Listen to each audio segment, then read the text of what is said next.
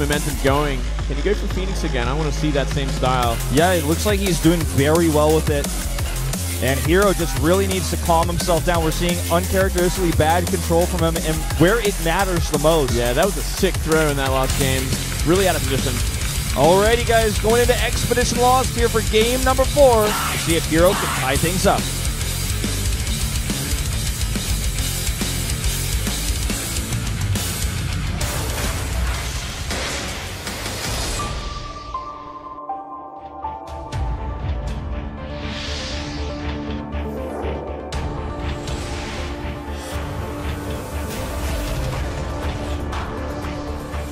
우승할 수 있는 기회. 터닝 포인트.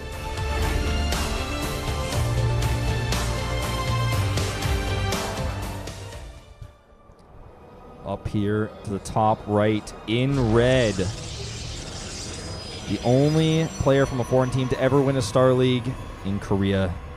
Rain.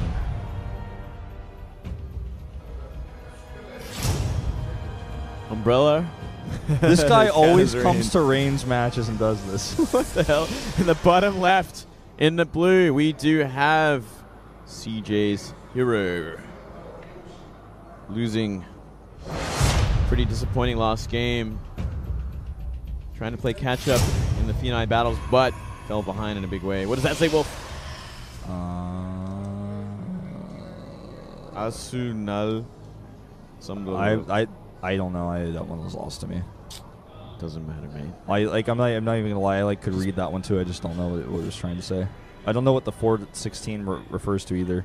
Might have been probably a date, I guess, because the word Nara means day, but I don't know. Anyway, what happened on that date, Wolf? I'm like, I don't know. Someone look it up on Wikipedia.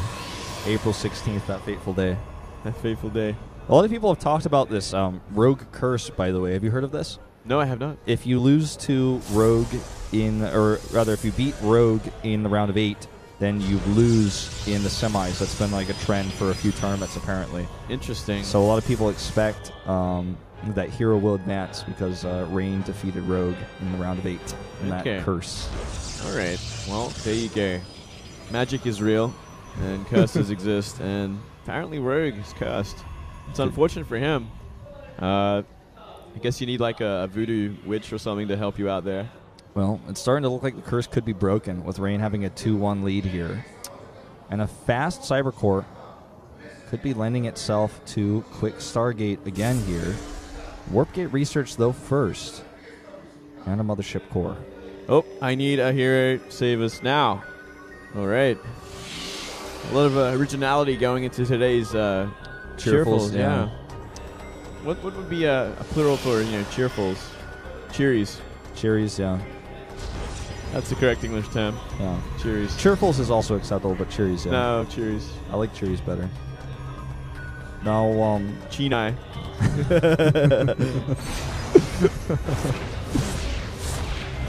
So, herO is known for his blink play in the late game. If you actually go back and watch his play versus Classic, oftentimes he was down 50 supply and stayed in the game for 10 more minutes trying to harass his way back in with a group of, say, 7 to 10 Blink Stalkers. Well, today he's just really not on point with his control, whether he's slightly ahead or slightly behind. Either way, he's making these huge controls mistakes, and it looks like it's going to be rushed Dark Templar, actually, from Rain here. Wow. He's done basically something different every single game now, 4 times in a row, showing us something different again. He's got a lot of strategies planned up for this series. He doesn't really have to worry about Pro League or anything like that, so I guess he has a lot more time to himself to just figure out what he wants to do against in a best of 7 like this, and I wouldn't be surprised if he has something planned for every game, every map. Well, that's definitely something to keep in mind. The thing about these maps is they're not determined until about 30 minutes before the game start, but because it's a best of 7, every map could appear, so you can still prepare one build for every single map. Certainly, and, well, let's just see what hero's going to make out of this Stargate as well. It's going to say a lot about how this game's going to go down. If it's going to be Phoenix's, big problem for herO. Even if it's an Oracle, it's not that safe either, and it is going to be an Oracle. There is a fairly forward warp-in point for Rain, but he needs to get damage done here because his Nexus is so significantly delayed, and he has very few units to defend the counter Oracle harass. So let's see how much damage he can get done here. Well, same time a probe scouts out the natural of Rain, sees how delayed it is. Probably knows the tech's on the way, but look at this Oracle. It's going to be coming out in just a second's time, and it's going to be out of place for this DT. Now, can you check how many pylons are powering that Stargate as well? It could be something that comes into play here. Just one. Just one, okay. Just one. Second Oracle on the way. First Oracle flies by. The DT does not see the blur. I think he knows because he's making the second Oracle and he pulled that probe out of the natural. Oh, yeah, I think you're right because he did change the rally point of that Stargate as well. Yep. Now he knows what's up for sure, but how many probes will he lose? Pulling probes already, 3 going down, losing a lot of mining time. This is already worth it for one DT, I would have to argue. Oh, if he ran out now, it would be so smart. Instead, going to commit to it. 4 probes, a lot of mining time, plus that photon overcharge. Not a bad harassment. Yeah, the first Oracle finds no damage yet. We'll definitely get some kills here at the natural. Ooh. Oh, not as much as he'd hoped for, that's for sure. Only 2. Ew. Well. Only 2 kills to the 5 that Rain has gathered. He's going for Blink. He's going to have an Observer. So a little bit of harass. He's going to have a lot more flexibility going into the mid-game here. Yeah, he could certainly follow up in a big way. With Blink as well as that Robo facility already up and running. He wants to commit to Immortals. He's in a good place. Comes a Hallucination Scout. We'll confirm that this second Oracle is still here. In fact, both Oracles are now back at home for extra defense against possible Warp Prism DT harass. So that puts him in a very flexible place, knowing that the Oracles are not going to be harassing, so he doesn't have to worry about that. He can focus on other things. Always got to be careful of that, though. You can't just be like, well, the Oracles are in the natural main. I don't have to worry about this anymore. Sure. They can come back later and do a lot of probe damage. The probes right now are pretty even. It's like 37 to 40 right now, so it's not really a big difference either way. Pretty even game. The naturals are fairly similarly saturated, and the tech is quite similar. Yeah, in fact, like the assimilators for herO are like 1 or 2 seconds faster at the natural. Just very, very close. The faster +1 here for herO. The forge is done for Rain, but he's not actually researching. In fact, he's warping in harassment forces here. Well, let's see how many he commits to this as well. It should just be harassment, working on that ice. It's going to create a lot of havoc.